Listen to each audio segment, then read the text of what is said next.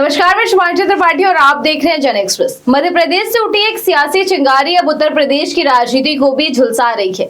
एक तरफ कांग्रेस मध्य प्रदेश के मुख्यमंत्री मोहन यादव पर जमीन खरीद के नाम पर भ्रष्टाचार के गंभीर आरोप लगा रही है, तो दूसरी तरफ उत्तर प्रदेश में कांग्रेस के सहयोगी और समाजवादी पार्टी प्रमुख अखिलेश यादव उन्हीं आरोपों को भाजपा की अंदरूनी साजिश बता रहे हैं। लेकिन कहानी यही खत्म नहीं होती है। अखिलेश यादव के इस बचाव ने एआईएमआईएम प्रमुख असदुद्दीन ओवैसी को हमला बोलने का मौका दे दिया है। अब सवाल सिर्फ जमीन का नहीं है, सवाल ये है कि क्या ये मामला भ्रष्टाचार का है, भाजपा की अंदरूनी राजनीति का है, या फिर उत्तर प्रदेश की मुस्लिम राजनीति और 2027 के चुनावी समीकरणों का है। दरअसल ये पूरा विवाद एक मीडिया रिपोर्ट से शुरू होता है। रिपोर्ट में दावा किया गया कि मध्य प्रदेश के मुख्यमंत्री मोहन यादव के मुख्यमंत्री बनने के बाद उनके परिवार और उनसे जुड़ी कंपनियों ने उज्जैन और आसपास के क्षेत्रों में बड़ी मात्रा में जमीन खरीदी। रिपोर्ट के मुताबिक करीब 137 भूखंडों की खरीद की गई, जिनका कुल क्षेत्रफल लगभग 167 एकड़ बताया गया। आरोप ये भी लगाए गए कि ये जमीनें उन इलाकों में खरीदी गईं जहां भविष्य में सड़क परियोजनाएं, मास्टर प्लान और सिंहस्थ 2028 से जुड़े बड़े विकास कार्य प्रस्तावित हैं। विपक्ष का आरोप है कि अगर सत्ता में बैठे लोगों के पहले से विकास योजनाओं की जानकारी हो और उसी आधार पर जमीन खरीदी जाए तो ये हितों के टकराव और सत्ता के दुरुपयोग का मामला बन सकता है। इन आरोपों के सामने आते ही कांग्रेस ने मोर्चा खोल दिया है। कांग्रेस नेताओं ने सवाल उठाने शुरू कर दिए हैं कि क्या मुख्यमंत्री बनने के बाद राजनीतिक प्रभाव का इस्तेमाल कर जमीनों में निवेश किया गया, क्या भविष्य की सरकारी परियोजनाओं की जानकारी का फायदा उठाया गया, और क्या इस पूरे मामले की स्वतंत्र जांच होनी चाहिए या जांच होगी भी या नहीं। कांग्रेस लगातार इस मुद्दे को भ्रष्टाचार और सत्ता के दुरुपयोग से जोड़कर हमला बोल रही है।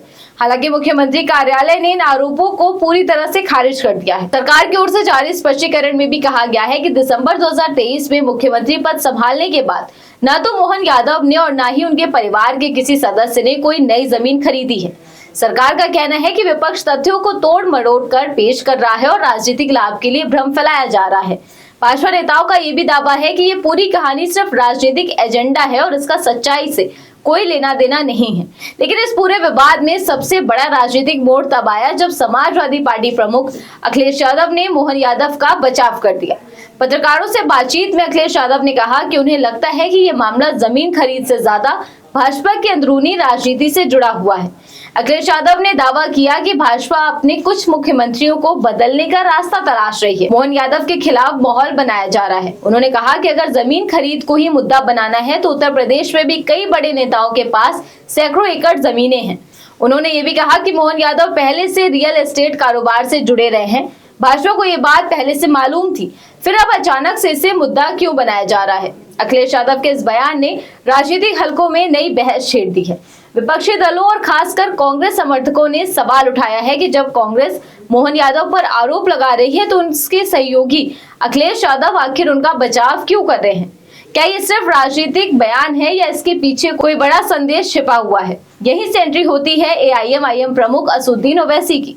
ओवैसी ने सोशल मीडिया प्लेटफॉर्म एक्स पर तीखा हमला बोलते हुए लिखा कि उत्तर प्रदेश में मुसलमानों पर जब झूठे मुकदमे लगाए जाते हैं, उन्हें निशाना बनाया जाता है, तब अखिलेश यादव उतनी मुखरता नहीं दिखाते, लेकिन भाजपा के एक मुख्यमंत्री के बचाव में तुरंत मैदान में उतर जाते हैं।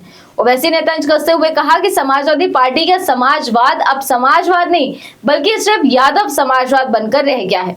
ओवैसी के इस बयान ने राजनीतिक मायने बेहद गहरे हैं। उत्तर प्रदेश में मुस्लिम वोट बैंक लंबे समय से समाजवादी पार्टी का महत्वपूर्ण आधार रहा है, लेकिन पिछले कुछ वर्षों में ओवैसी लगातार मुस्लिम मतदाताओं के बीच अपनी राजनीतिक जमीन बनाने की कोशिश कर रहे हैं। ऐसे में अखिलेश यादव पर लगाया गया ये आरोप सिर्फ एक बयान नहीं बल्कि मुस्लिम वोट बैंक में सेंध लगाने की रणनीति के तौर पर भी देखा जा रहा है। अब इस पूरे विवाद ने कई बड़े सवाल खड़े कर दिए हैं। पहला सवाल ये कि क्या मोहन यादव से जुड़ी जमीन खरीद के आरोपों में कोई तथ्य है या ये सिर्फ राजनीतिक आरोप प्रत्यारोप है। दूसरा सवाल ये है कि अगर मामला इतना गंभीर है तो इसकी निष्पक्ष जांच क्यों नहीं कराई जाती, सिर्फ बहसबाजी से ही क्यों इस बात को बढ़ाया जा रहा है। तीसरा सवाल ये है कि आखिर अखिलेश यादव ने ऐसे समय में मोहन यादव का बचाव क्यों किया जब कांग्रेस लगातार उन पर हमलावर है। और चौथा सवाल ये है कि क्या ओवैसी इस मुद्दे के जरिए 2027 के उत्तर प्रदेश विधानसभा चुनाव की राजनीति को नया मोड़ देने की कोशिश कर रहे हैं। फिलहाल सच्चाई जांच और दस्तावेजों के सामने आने के बाद ही स्पष्ट होगी, लेकिन इतना तय है कि मध्य प्रदेश की जमीन का ये विवाद अब सिर्फ मध्य प्रदेश तक सीमित नहीं रहा। ये उत्तर प्रदेश की राजनीति, विपक्षी गठबंधन की एकजुटता, मुस्लिम वोट बैंक की राजनीति और 2027 के चुनावी समीकरणों तक पहुंच चुका है। आने वाले दिनों में ये मुद्दा और गर्म होगा, आरोपों के नए दौर चलेंगे और राजनीतिक दल अपने अपने फायदे के हिसाब से इसे भुनाने की कोशिश करेंगे।